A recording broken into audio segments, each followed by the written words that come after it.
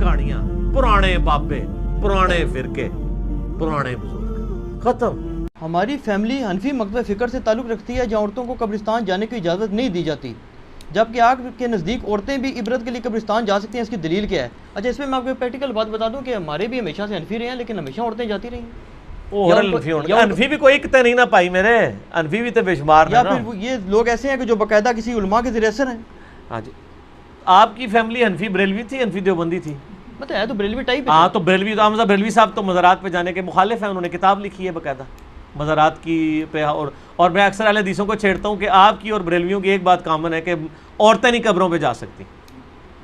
یہ میرا موقف نہیں، نبی الاسلام کا موقف ہے۔ اچھا، صحیح مسلم میں حدیث ہے، آپ صلی اللہ علیہ وآلہ وسلم نے فرمایا، اس میں میرا ایک ریسرچ پیپر بھی ہے، رسول اللہ صلی اللہ علیہ وآلہ وسلم کی آخری وصیت ہے، ریسرچ پیپر نمبر 1۔ اس میں نے قبروں پہ حاضری کے حوالے سے ہر چیز ایڈریس کر دی ہے۔ اسی میں آپ کو حدیث بھی مل جائے گی صحیح مسلم کی، انٹرنیشنل نمبر کے مطابق 2259 ہے۔ آپ صلی اللہ علیہ وآلہ وسلم نے فرمایا، میں تمہیں قبروں کی زیارت سے منع کرتا تھا، لیکن اب میں تمہیں حکم دیتا ہوں کہ قبروں پہ جاؤ تاکہ آخرت کی یاد آئے۔ ٹھیک ہوگا جی؟ اور اس کے علاوہ بھی صحیح مسلم میں 2256 نمبر حدیث ہے کہ آپ صلی اللہ علیہ وآلہ وسلم نے، اوپر تلے 8-10 حدیثیں ہیں، یہ بھی صحیح مسلم میں۔ اما عائشہ کہتی ہیں ایک رات آپ میرے ساتھ لیٹے ہوئے تھے، رات کا کچھ حصہ گزر گیا تو آپ صلی اللہ علیہ وآلہ وسلم اپنے مبارک بسترے سے اٹھے، بقیع غرقد قبرستان چلے گئے، اور آپ نے 3 دفعہ یوں ہاتھ اٹھا کے وہاں دعا کی، اور پھر واپس آئے۔ کہتے ہیں میں پیچھے پیچھے گئی، لیکن میں بھی پہلے ہی واپس آ کے بسترے پہ لیٹ گئی تاکہ نبی علیہ السلام کو نہ پتہ چلے، سانس پھولا ہوا تھا۔ آپ نے فرمایا کہ اے عائشہ، تم نے گمان کیا کہ اللہ اور اس کا رسول تم سے خیانت کریں گے، یعنی تم نے یہ سمجھا میں کسی اور بیوی کے پاس چلا گیا ہوں، تو اے عائشہ مجھے سچ سچ بتاؤ تم کیا میرے پیچھے آئی تھی، اور اگر تم نہیں بتاؤ گی تو مجھے اللہ تو بتا ہی دے گا۔ اے علم غیب بھی کلیئر ہو گیا، اللہ تو مجھے بتا ہی دے گا۔ تو انہوں نے کہا یا رسول اللہ میں گئی تھی، تو فرمایا کہ میں جب لیٹا تو جبرائیل علیہ السلام کو اللہ تعالیٰ نے میرے پاس بھیجا، اور انہوں نے کہا کہ اللہ تعالیٰ فرماتا ہے کہ آپ اہل بقیع کے لیے دعائے مغفرت کریں، تو میں رات کو اٹھ کے قبرستان گیا اور 3 دفعہ ہاتھ اٹھا کے دعا کی۔ سیدہ عائشہ نے پوچھا یا رسول اللہ جب میں جاؤں یا ہم لوگ قبرستان جائیں تو ہم کیا دعا کریں؟ تو آپ صلی اللہ علیہ وآلہ وسلم نے دعا تعلیم فرمائی، السلام علیکم اہل الدیار من المؤمنین والمسلمین وَإِنَّا إِن شَاءَ اللَّهُ بِكُمْ لَلَاحِقُونَ نَسْأَلُ اللَّهَ لَنَا وَلَكُمُ الْعَافِيَةَ۔ تم پر سلامتی ہو اے مومنین اور مسلمین، مرد و عورت اس قبرستان میں جو دفن ہو، ہم ہمارے اپنے لیے اور تمہارے لیے اللہ سے عافیت کا سوال کرتے ہیں، اور ہم بھی مر کے تمہارے پاس ہی آنے والے ہیں۔ یہ دعا صحیح مسلم کے اندر موجود ہے۔ سیدہ عائشہ کو آپ نے یہ تعلیم فرمائی، انہوں نے کہا کہ میں کیا پڑھوں، تو آپ نے فرمایا تم یہ پڑھنا۔ اس سے کیا پتہ چلا کہ عورتیں قبرستان جا سکتی ہیں۔ لہذا یہ سعودیہ والوں نے جو بقیع غرقد قبرستان کے بعد لکھ کے لگایا عورتوں کی حاضری منع، یہ بالکل خلاف سنت ہے، اور وہ عورتوں کو نہیں جانے دیتے قبرستان۔ غلط ہے، غلط کام کوئی بھی کرے غلط ہے۔ کیوں؟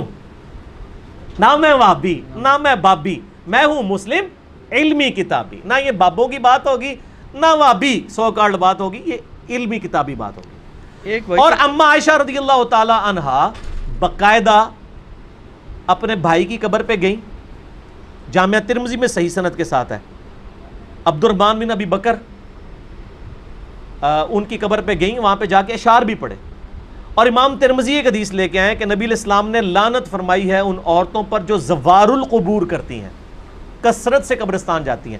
پھر ساتھ ہی امام ترمذی نے لکھا اس حدیث کے اندر، یہ ساری حدیثیں آپ کو مشکات کی پہلی جلد میں نا قبروں کی زیارت والے چیپٹر میں مل جائیں گی کمبائنڈ فارم میں۔ امام ترمذی نے لکھا یہ حدیث منسوخ ہے، کیونکہ جب آپ نے عام اجازت دے دی کہ قبروں پہ جاؤ آخرت کی یاد آئے تو یہ حدیث منسوخ ہوگی۔ اور زوار القبور سے مراد ہے کثرت سے، اگر کبھی کبھار عورت چلی جائے تو جائز ہے، لیکن مزاروں پہ نہیں، قبروں پہ۔ مزاروں پہ تو مرد بھی نہیں جا سکتے، کیونکہ مزار تو نبی علیہ السلام کی مخالفت پہ بنائے گئے ہیں۔ صحیح مسلم میں حدیث ہے، تمہیں منع کرتا ہوں قبروں پر عمارتیں بنانے سے، قبروں کو پکا کرنے پہ، ان سے بیٹھنے سے۔ یہ صحیح مسلم کے اندر حدیث موجود ہے انٹرنیشنل نمبر کے مطابق 2245۔ باقی آپ میرا قبریں، مزارات، گنبد خضرا یہ لکھیں یوٹیوب پہ، میرے کلپ کئی ایک کلپ کھل جائیں گے، ماشاءاللہ لاکھوں لوگوں نے وہ کلپ دیکھے ہیں، گنبد خضرا والا کلپ، یہ ساری چیزیں۔ تو عورتیں قبرستان جا سکتی ہیں، اور قبرستان پہ آپ ہاتھ اٹھا کے دعا بھی کر سکتے ہیں۔ آپ قبر والے سے نہیں مانگ رہے، اللہ سے مانگ رہے ہیں، قبلہ رخ ہو کے ہاتھ اٹھائیں۔ نبی علیہ السلام نے مسلم شریف میں 10 حدیث ہیں، ہاتھ اٹھا کے دعا کی، اللہ سے کی, اس کے بعد چہرے پہ ہاتھ بھی پھیرے.